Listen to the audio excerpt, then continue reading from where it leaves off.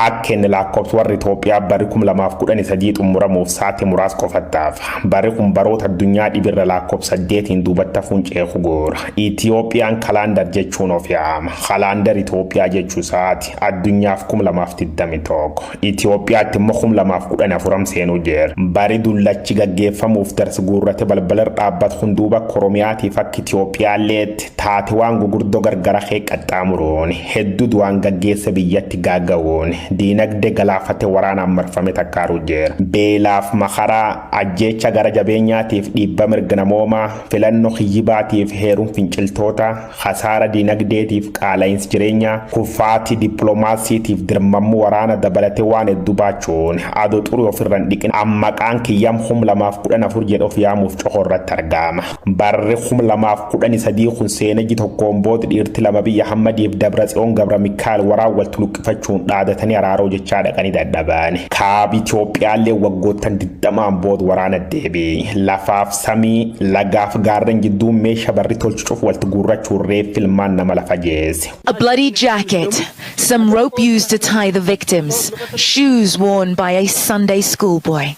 The haunting remnants of a brutal massacre in a village in northern Ethiopia's Tigray region. Kumaatami nyaatamaan miiliyoonii buqqa'uun diinagdeen bututte dippiloomaasiin biyyatti illeen huqqaatti. Paarlama biyyatti yaammachuun gara TPLF shani shororkeessa jedhee maddarkanaa baasa jedhe badhaafamaan Noobeelii nageenya duraatiif shakkamaa murtii akka idil addunyaa hamma Abiy Ahmad Aliseer haaroo midhaaffachuun taarga duwata shane jettullee maxxansuun Oromoo weerare. Dargaggoonni immoo kumaatamaan guuramuun manidhaa qubsiifamaan. Baay'een isaaniilleen halkanidhaa baafamuu yora shanamaan. Hacarraan lubbuu oolchiti dheetanii bosona seenuun nu miseensi loltu waraan bilisummaa Oromootii jedhaan.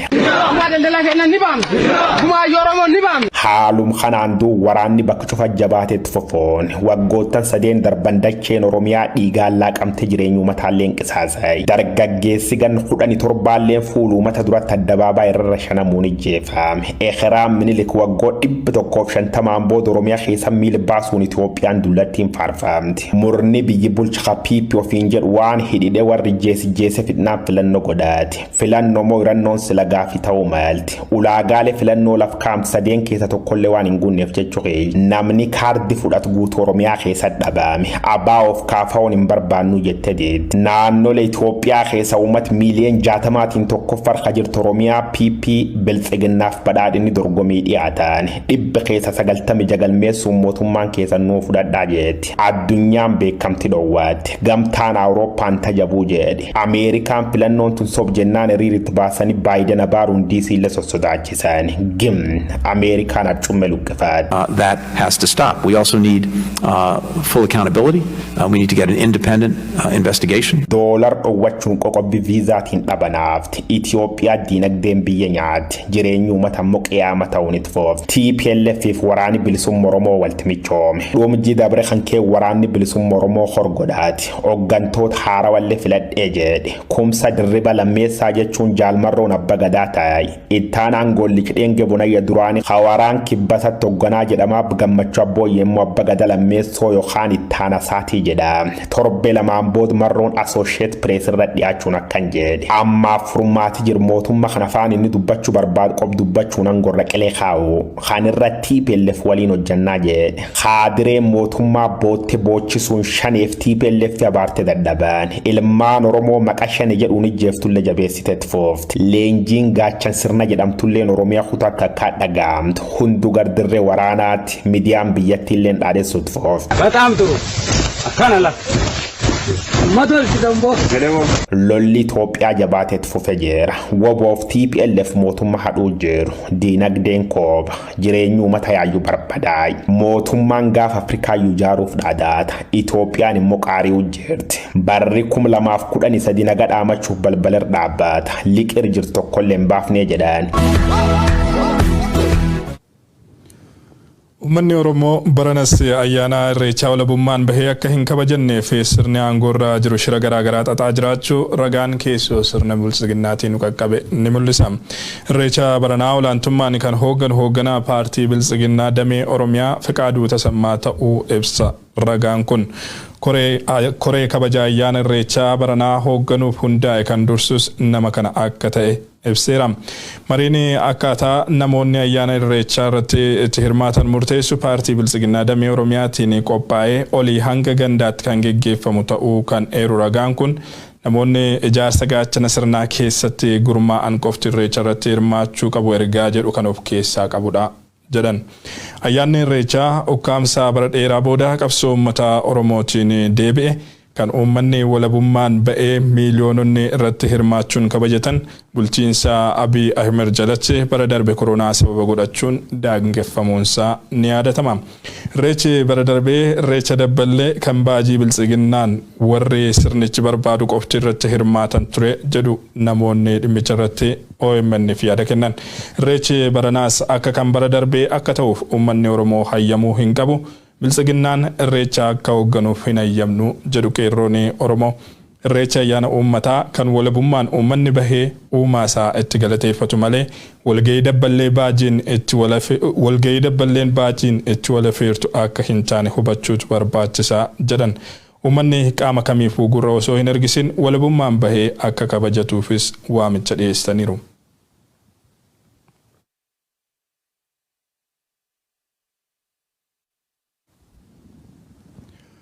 Weellisaa Damisoo Moosisaa erga gaafa poolisii humna addaatiin butamee as lubbuun jiraachuuf ragaan homtuu hin jiru jedhu maatii fi hiriyaansa caamsaa 29 bara 2013 dilbata waaree booda magaalaa Naqamteetti eebba kitaabaarraa erga butamee as maatiinis ta'ee firrii bakka inni jiru quba akka hin qabnetu himama. Faayizaa Eliyaas bal'inaan isinitti himti. Weellisaa Damisoo Moosisaa erga gaafa poolisii humna addaatiin butamee as lubbuun jiraachuu isaatiif ragaan homtuu hin jiru jedhan hiriyaan isaa caamsaa 29 bara 2013 akka lakkoofsa biyyatti dilbata waaree booda magaalaa Naqamteetti eebba kitaabarraa erga butamee as maatiinis ta'ee firri bakka inni jiru quba kan hin qabne kan himu hiriyaan isaa waliin hidhamee ba'e tokko yeroo jalqaba qabame reebichi humnaa olii isarratti waan raawwatameef haala ulfaataa keessa osoo inni jiru mana hidhaa sanii akka hiikame dubbata. Torbaan lamaaf Naqamtee masaraa Kumsaa Morodaa keessatti waliin hidhamanii akka turan hime. Yeroo san sababa reebicha maan irra dhaqqabeef dubbachuus ta'e nyaata fudhachuu akka hin dandeenye ture yaadachiise. Yeruma saniimu haalli weellisaa Damisoo na yaaddeessaa ture kan jiru namni OMN dubbisa kun ergaan mana hidhaa sanirraa hiikame as ijoollee hiikaman yoon gaafadhu Damisoon achi akka baafame naaf himanis lubbuun jiraachuu fi dhabuusaa waan mirkaneeffatan akka hin qabneen odeeffadhee jira. Weellisaa Damisoo barbaaduuf manneen hidhaa bebbeekamoo dabalatee kanneen godina Wallagga Bahaa keessatti jiraniif sadarkaa federaalaatti jiran gaafachiisanis argachuu akka hin dandeenye himam. Agajii tokko baay'ee dhukkubsataan isaa sun iyyuu reebamaa turuuti kan dhaga'amu. Achi naannoo Olballamaan kanaas immoo achi buutee isaatti kan dhabame namooti duraan dhaqanii tokko tokkotti mana hidhaa adda addaatti barbaadanii margaa turan. Amma mana hidhaa magaalaa Naqamtee jiru hunda keessa barbaadaniiti kan dhabanii ji'a torban lamaas jechuudha. Ergasii utuu jiraatee iyyuu nama lubbuu matuu keessa jiraaf malee nama fayyadu hin turre jedhan baay'ee dararamaa dhukkubsataan bisumiyyuu reebamaa waan tureef nama fayyarra ga'u hin turre jedhanii amma immoo lubbuutiin hin jiru wanti jedhamu baay'ee odeeffamaa jira.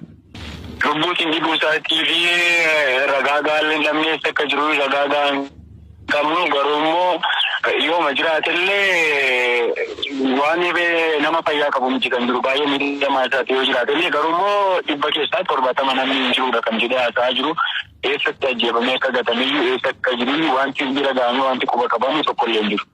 Caamsaa 29 gaafa qabame san poolisiin humna addaa Oromiyaa konkolaataadhaan hoteela Milkom jedhamu fuula duraa isa qabachuu kan himamu weellisaan Damisoo hojiilee sirbaa kan aadaa fi ammayyaa hojjechuun weellisaa lafaa dhufaa fi jaallatamaa ta'uu Oromiyaa Miidiyaa Neetwork odeeffatee jira.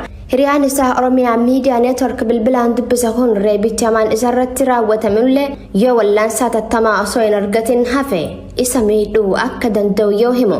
Ergasii as mana hidhaatii baasanii ajjeesan oduun joos akka odeeffamaa jiru dubbatam. Shakkiiwwan weellisicha ilaalchisanii jiran kana qulqulleeffachuuf gaafatamaa waajjira nageenyaa godina Wallagga Bahaa qunnamuuf irra deddeebiin yaaliin taasifnee nuuf hin milkoofne. Garuu keenyatti aanutti wayitaa ceenoo dhaabbanni mootummoota gamtoomanii Itoophiyaatti namoonni miliyoona 13,600 ta'an hanqina midhaan nyaataaf saaxilamaa akka jiran ibse. Waraanni kutaalee biyyattii garaagaraatti deemaa jiru hongee weerarri awwaannisaa lolaa fi qaala'insi jireenyaa taateewwan kanneen hordofee dhufe balaa uumamaa fi namtolchee hawaasa biyyattii beelatti oofaa jiran keessaa isaan ijoodha jedhe. Battala uummanni biyyattii rakkoo hammaataan hubamee jiru kanattis qaamni aangoorra jiru afaaniin badhaadhina labsaa hojiin deega farrisuun hiree lammiilee biyyattii dhimma yaaddoo keessa buuse ta'ee jira. Guutuun gabaasa kanaa itti aanee dhiyaata. This is a really large humanitarian disaster. Dhaabbanni mootummoota gamtoomanii Itoophiyaatti namoonni miliyoona 13,600 ta'an hanqina midhaan nyaataatiif saaxilamuu akka danda'an ibse. Ji'oota muraasa keessatti rakkoon hanqina midhaan nyaataa jabaan uummata biyyattii bal'inaan mudachuuf jira kan jedhu dhaabbatichi rakkoon kun hawaasa bal'aa hubuu danda'a jedheera.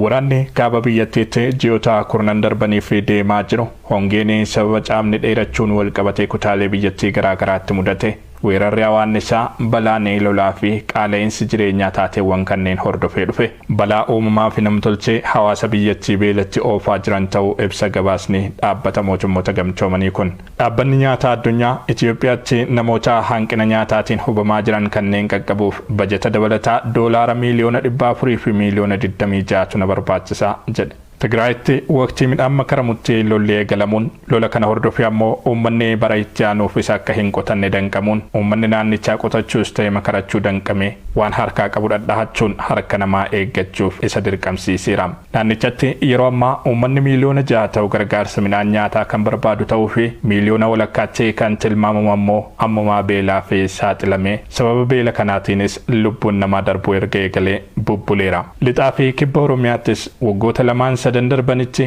haalli ture uummata lafa jiidhaa dachee midhaan magarsitu qabu gara deegaatti kan oofe ture.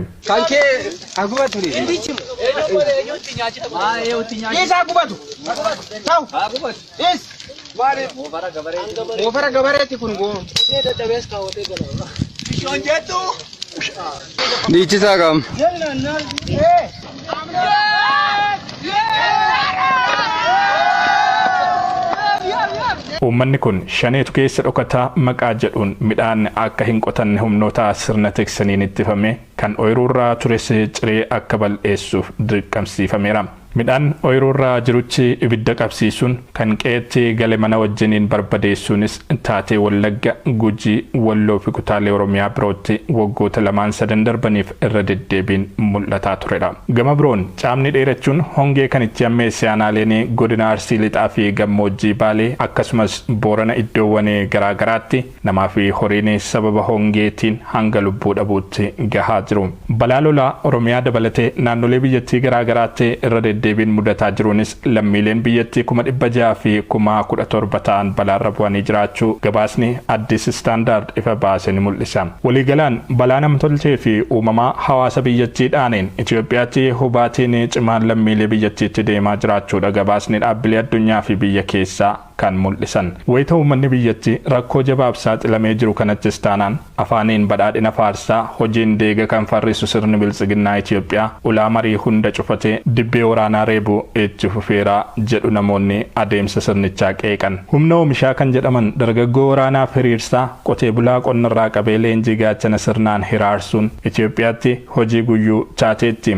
Barreessaa olaanaan dhaabbata mootummoota gamtoomanii Antooniyoo Guuterees dhimma kana ilaalchisuun dubbii dubbataniin Itoophiyaan biyya calloo lammiilee isheerraa darbee kan biraafuu ooluu danda'u qabaattus humna oomishaa ishee waraana hiika hin qabneef hiriirsaa jiraachuun taatee gaddisiisaadha jedhan. Biyyattiin waraana kaabaatiin yoo xiqqaate doolaara Ameerikaa biliyoona 1 kasaaruu ishee seeraniiru.